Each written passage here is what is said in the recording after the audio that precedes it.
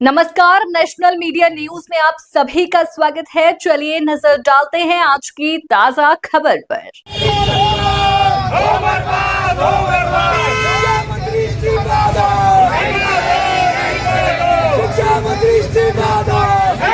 मसूरी शहर कांग्रेस कमेटी द्वारा आज शहीद भगत सिंह चौक पर देश के शिक्षा मंत्री का पुतला दहन किया गया। जंतर मंतर पर कल छात्रों पर हुए लाठीचार्ज और आंसू गैस छोड़ने के बाद कई छात्र गंभीर रूप से घायल हो गए। इसके विरोध में आज मसूरी शहर कांग्रेस कमेटी के दर्जनों कार्यकर्ता सहित भगत सिंह चौक पर एकत्रित हुए और केंद्र सरकार के खिलाफ जमकर नारेबाजी की और केंद्रीय शिक्षा मंत्री का पुतला दहन किया।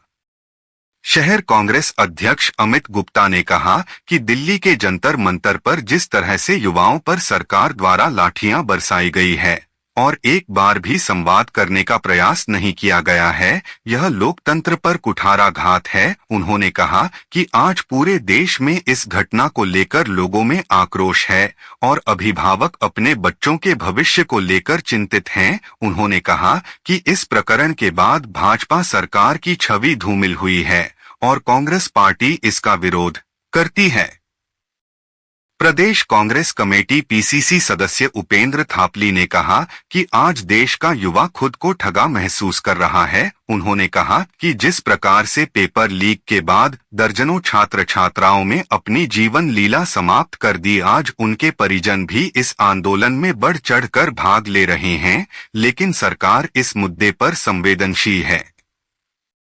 शिक्षक राजेश सक्सेना ने कहा कि उनके द्वारा अपने जीवन काल में अनेक छात्र छात्राओं को शिक्षा दी गई है और हर बच्चे का सपना होता है कि वह बेहतर ओहदा प्राप्त करें और माँ बाप का नाम रोशन करें, लेकिन जब उन्हें मालूम होता है कि पूरे साल भर पढ़ने के बाद भी पेपर लीक हो जाता है तो बच्चे निराश हो जाते हैं। सरकार को इस पर ध्यान देना होगा और बच्चों के भविष्य के साथ खिलवाड़ करने वाले लोगों को सबसे सख्त सजा दी जानी चाहिए।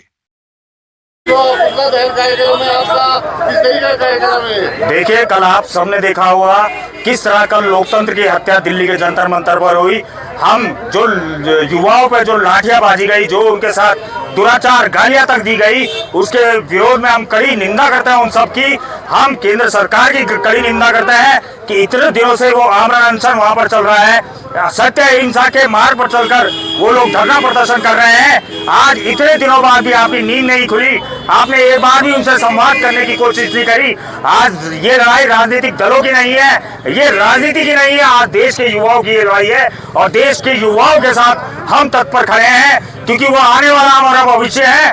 और मैं उन लोगों की भी कड़ी निंदा करता हूँ जो लोग हमारे जो बच्चे हैं उनको आतंकवादी जिहादी शब्दों से संबोधित कर रहे हैं। मैं उनके भी इस आपके माध्यम से कड़ी निंदा करता हूं। कल जब आपके बच्चों पर बीतेगी तब आपसे पूछूंगा, जब एक बच्चा 18-20 घंटे लगातार पढ़ाई करता है, उस पर डबल प्रेशर होता है, एक पढ़ाई का प्रेशर, आने वाले भविष्य का प्रेशर, उधर वो अपने माँ बाप को देखता है, किस तरह वो कर्जे में डूब कर उस बच्चे को लिखाता पढ़ाता है, तो वो बच्चा जब अपनी मंजिल की ओर आगे बढ़ता है और जब उस मंजिल में बढ़ने के लिए पेपर लीक जैसे काम हो जाते हैं तो अंत में मजबूर होकर उसको आत्महत्या जैसा कदम उठाना पड़ता है। आज आपने देश के युवाओं को मजबूर कर दिया आत्महत्या के लिए। आपने देश के युवाओं को बेरोजगार खड़ा कर दिया।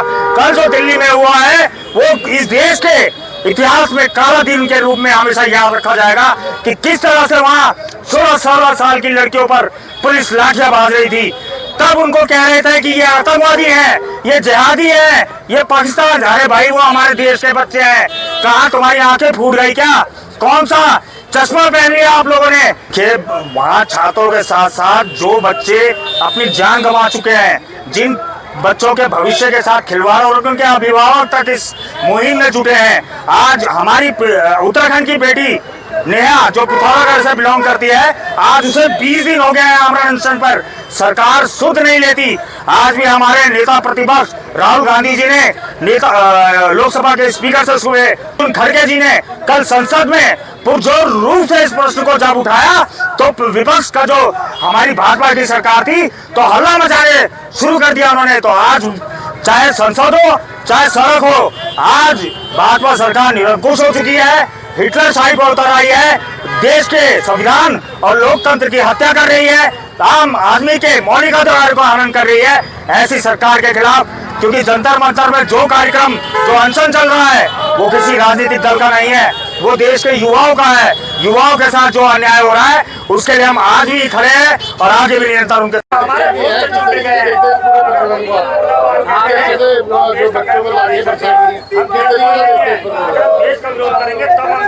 मैं एक शिक्षक हूँ और लगभग मैंने 38 साल तक शिक्षा जगत के क्षेत्र में विभिन्न पदों पर कार्य किया है। कल का दिल्ली पे जो ये जंतर मंतर पर छात्रों के साथ जो भी ये हुआ है, ये बहुत ही शर्मनाक है। ये लड़ाई कोई राजनीतिक लड़ाई नहीं है, ये देश के प्रत्येक परिवार की लड़ाई है, क्योंकि छात्र जो है प्रत्येक परिवार में है। और छात्र, अब मोदी जी ना तो उन्होंने खुद पढ़ाई करी, ना उनका कोई बच्चा है जिसने कोई पढ़ाई करी हो, तो वो क्या जानते हैं छात्रों का दर्द, कि किस तरह से छात्र जो है 26-27 साल तक बेचारा पढ़ाई करता है, उसके माता पिता कर्जा करके अपना पेट काट करके किस तरह से उसको पढ़ाते हैं। और जब वो अपने अधिकार की बात करता है छात्र, तो उस पे उसकी बात सुनने के बजाय उस पर लाठियां बांधी जाती है। ये कैसा लोकतंत्र है जहाँ कोई व्यक्ति अपनी बात नहीं कह सकता है? ये कैसा लोकतंत्र है? लोकतंत्र की परिभाषा क्या है? यहाँ पर किसी को अपनी बात करने का अधिकार नहीं है। पुलिस के ड्रेस में, आर्मी के ड्रेस में, बिना नेम प्लेट के, बिना डेजिग्नेशन के कैसे वहाँ पे पुलिस तैनात हो गई? वो केवल भाजपा के और आरएसएस के गुंडे थे जो उनके आंदोलन को दबाने के लिए वहाँ पर, या उसे उग्र रूप देने के लिए, ताकि छात्र जो है उग्र हो जाए और हमें कहने का मौका मिल जाए और उन पर विभिन्न धाराएं जो कहने की बात कह रहे हैं हम लगा दें। ये उनका प्री प्लान था, इसलिए उन्होंने वहाँ पर ऐसा किया। और सोनम वांगचुक जिन्होंने देश का नाम रोशन किया है, जो छात्रों की बात कहना चाहते हैं, उनकी बात सुनने के लिए सरकार तैयार नहीं है। तो कैसा लोकतंत्र है? मैं तो कहूँगा बहुत ही शर्मनाक है। शायद ही किसी देश में, पूरी दुनिया के किसी देश में ऐसा हुआ हो कि छात्रों के साथ ऐसा अत्याचार हुआ।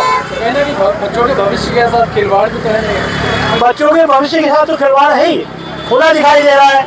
जब बच्चा बेचारा 2 साल 3 साल कोचिंग लेके अपने लाखों रुपए कोचिंग पे खर्च करके नीट की परीक्षाओं की तैयारी करता है या अन्य परीक्षाओं की तैयारी करता है, तो या तो बैकडोर से भर्ती हो जाती है, या फिर क्या होता है कि पेपर लीक हो जाते हैं। बड़े बड़े लोगों को, नेताओं को उनके पेपर पहले मिल जाते हैं बच्चों को। एक ही परिवार के 5-5 बच्चे नीट में सेलेक्ट हो जाते हैं और दूसरे बच्चे जो है बेचारे आत्महत्या करने के लिए मजबूर हो जाते हैं, क्योंकि वो कर्जे में डूब चुके हैं। उनके माता पिता ने इतना कर्जा लिया हुआ है कि शायद पूरे जीवन में वो चुका नहीं पाएंगे। केवल देखिए, भारतीय जनता पार्टी सरकार, मोदी सरकार लोकतंत्र की हत्या पर उतर आई है और शांत प्रिय बच्चे जो 14-15 साल से लेके बच्चे और उनके जो समर्थक है, उनके माता पिता जो हैं, उनके ऊपर जो अपने आरएसएस के गुंडों के साथ मिलकर बिना यूनिफॉर्म के पुलिस, बिना यूनिफॉर्म के और आरएसएस के गुंडे जिस तरह से उन्होंने जो है बर्बर लाठीचार्ज किया है और इस देश को शर्मसार किया है। मैं आपको एक बात बता देता हूँ कि ये उनकी शुरुआत है और कांग्रेस भी अपना समर्थन को देती है। सोनम वांगचुक जी जो बिल्कुल जो निस्वार्थ व्यक्ति है, उनके प्रति भी जो है देश को मतलब ये बताने कि वो चाइना का एजेंट है और बच्चों को बताने कि पाकिस्तान के एजेंट है, तो शर्म की बात है। मैं आप सब लोग, कोई किसी भी विचारधारा का हो, मसूरी जनता हो, देहरादून की जनता हो, उत्तराखंड की जनता हो, भारतवर्ष की जनता हो, मैं यही कहूँगा कि अभी समय है आपके पास कुछ अपने आप को बचाने का, अपने बच्चों का भविष्य बचाने का। तो आप लोग, मैं यही कहूँगा कि इस समय एकजुट होकर जो है उन बच्चों का जो नीट के खिलाफ जो भ्रष्टाचार उसमें पेपर लीक हुए उनके खिलाफ जो वहाँ बैठे हैं, उनको समर्थन दें और इस मोदी सरकार को जो है इसको उखाड़ फेंकने में देश में जो है अपना योगदान दें। हम तो खुद जो है अपने जो भी हमारे अध्यक्ष जी, अपने नगर अध्यक्ष, उन्होंने यह आह्वान किया था और मैं कांग्रेस के जो शीर्ष नेता, दिल्ली बैठे नेता, उनसे भी अपील करूँगा कि वो सभी आए और इस चीज को निस्वार्थ अपना समर्थन दे, देश के बच्चों को बचाने के समर्थन दे। हम तो उनके साथ में हैं और अगर हमारा योगदान भी उनके साथ में रहा तो हम देंगे, अपना तन मन धन उनको साथ में जोड़ेंगे और जो है इस आंदोलन को आगे बढ़ाएंगे। और इस भ्रष्ट मोदी सरकार को जो है जिस तरह से इसने नीट के पेपर लीक, सारे पेपर लीक, हर तरह के पटवारी और ये सारे पेपर लीक बैकडोर से भर्ती कर रहे हैं। मतलब यहाँ तक कि जुडिशरी में भी उन्होंने अपने लोगों को बैकडोर से बैठाने का काम करा है। तो ये बहुत गंभीर विषय है। आप सब लोग विभिन्न विचारधारा के होंगे, मैं यही कहूँगा कि आप जो है खुलकर जो है आप इस सरकार को बाहर फेंकने में समर्थन करें।